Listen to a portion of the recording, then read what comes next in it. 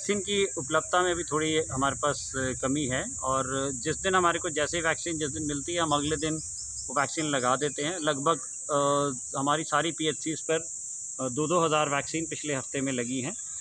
जैसे ही हमारे को और वैक्सीन ऊपर से स्टेट हेडक्वार्टर से मिलेगी तो हम एक्सक्लूसिवली सेकंड डोज जिनकी ड्यू है अब 45 प्लस की, सिर्फ उनके लिए स्पेशल कैंप लगाएंगे, क्योंकि बहुत सारे व्यक्ति रोज़ मुझे भी कॉल करते हैं, फ़ोन करते हैं, जी हमारी सेकंड डोज ड्यू हो गई है।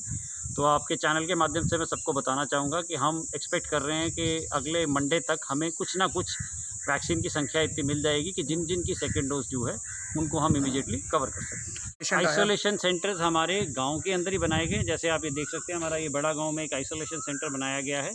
आइसोलेशन सेंटर सरकार की तरफ से केवल उन गाँव में बनाए जा रहे हैं जहाँ पर हमारे केसेस की संख्या काफ़ी ज़्यादा है। जैसे कि आपको पता है कि ये सेकेंड वेव में हमारे ग्रामीण क्षेत्र काफ़ी ज़्यादा इफ़ेक्ट हुए हैं, तो बहुत ज़्यादा केस हमारे ग्रामीण क्षेत्रों में भी आ रहे हैं।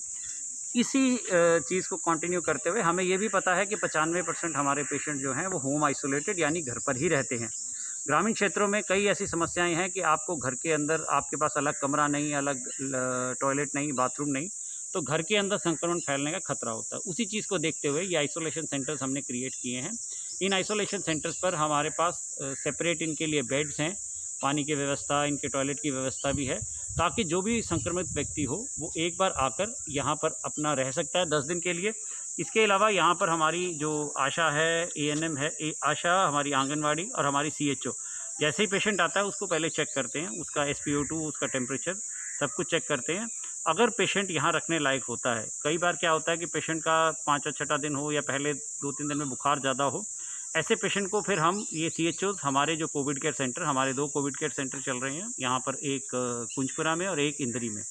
तो अगर कोई पेशेंट को ज़्यादा सीरियस है, बुखार ज़्यादा आ रहा है, ऐसे व्यक्तियों को हम अपने कोविड केयर सेंटर में शिफ्ट कर देते हैं। जो बिल्कुल स्वस्थ व्यक्ति है, जिसकी सैचुरेशन भी ठीक है, उसको हम आइसोलेशन सेंटर में रखते हैं। हाँ बिल्कुल, अभी लेटेस्ट हमारा ये एडिशन हुआ है कि हम जो भी किट्स दे रहे थे, पहले हम उसमें केवल मेडिसिन दे रहे थे, जिसमें paracetamol, vitamin C, vitamin D और कुछ अन्य काढ़ा वगैरह जो आयुर्वेदिक दवाइयाँ थी।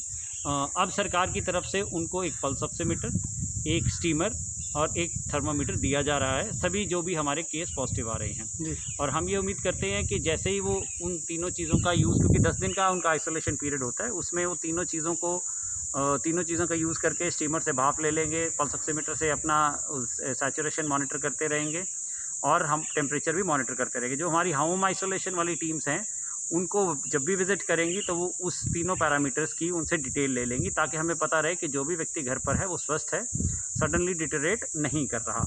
और आगे हमारी ये व्यवस्था है कि जब उनके 10 दिन पूरे हो जाते हैं तो उस किट को हम पीएचसी पर ले जाकर स्टरलाइज़ करके उसको हम रीयूज़ करके जो नेक्स्ट हमारे पेशेंट्स आ रहे हैं 48 घंटे स्टरलाइज़ करने के बाद अगले पेशेंट्स को वो दिया जाएगा जी। सर सैम्पलिंग हर गाँव में जारी है हमारी। रोज़ अगर मैं इंद्री क्षेत्र की बात करूँ तो कम से कम 20 जगह पे हम अलग अलग जगह सैम्पलिंग कर रहे होते हैं। कुछ रैपिड सैम्पलिंग कर रहे होते हैं, कुछ हम ये RT-PCR के सैंपल कर रहे होते हैं।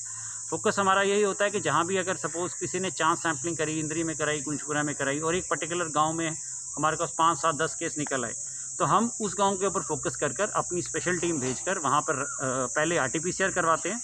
RT-PCR में अगर हमें लगता है कि केसेस की संख्या ज़्यादा है तो पूरे गांव का फिर हम रैपिड एंटीजन टेस्ट भी उसके बाद प्लान कर लेते हैं जी। और मेरे संज्ञान में ऐसा कोई भी गांव नहीं है जिसके अंदर केसेस की संख्या ज़्यादा है, क्योंकि अगर जैसे ही आप हमें किसी भी माध्यम से सूचित करेंगे तो हम इमीडिएटली अगले दिन वहाँ पर टीम ऑर्गेनाइज करके सबकी सैम्पलिंग करवा दें जी। और जो वैक्सीन शाम तक मेरे पास इन्फॉर्मेशन थी, अभी डिस्ट्रिक्ट हेडक्वार्टर पर वैक्सीन उपलब्ध नहीं है स्टेट हेडक्वार्टर से।